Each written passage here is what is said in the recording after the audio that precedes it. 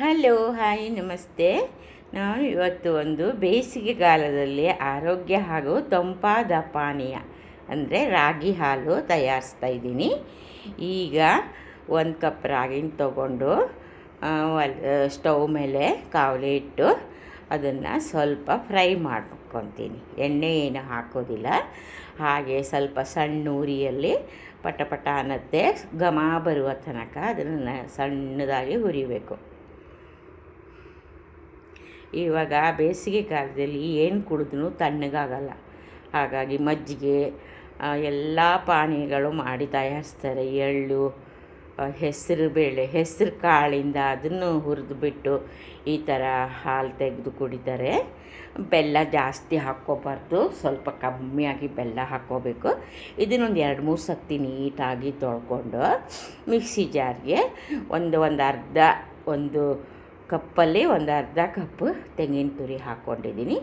ಹಾಗೆ 1-2 ಏಲಕ್ಕಿ ಹಾಕ್ಕೊಂಡೆ. ಇದನ್ನು ಚೆನ್ನಾಗಿ ರುಬ್ಕೊಂಡು ಬಂದಿದ್ದೀನಿ. ರುಬ್ಕೊಂಡು ಬಂದು ಈ ಜರಡಿ ಸಹಾಯದಿಂದ ಇದನ್ನು ಚೆನ್ನಾಗಿ ಸೋಸ್ತೀನಿ. ಮುಂಚೆ ಬಟ್ಟೆಯಲ್ಲಿ ತೆಗಿತಾರೆ, ಬಟ್ಟೆಯಿಂದನೂ ತೆಗಿಬೋದು. ಚೆನ್ನಾಗಿರೋ ಬಟ್ಟೆ ತೆಳ್ಳಗಿರೋದು ನೋಡಿ. ಇದು ತುಂಬ ಕ್ಯಾಲ್ಸಿಯಂ ಸಿಗುತ್ತೆ. ರಾಗಿಯಿಂದ ಏನೇನು ಸಿಗುತ್ತೆ ಅಂತ ಎಲ್ಲರಿಗೂ ಗೊತ್ತೇ ಇದೆ. ಇದು ನೋಡಿ ತುಂಬ ಚೆನ್ನಾಗಿರುತ್ತೆ, ತಂಪಾಗಿರುತ್ತೆ.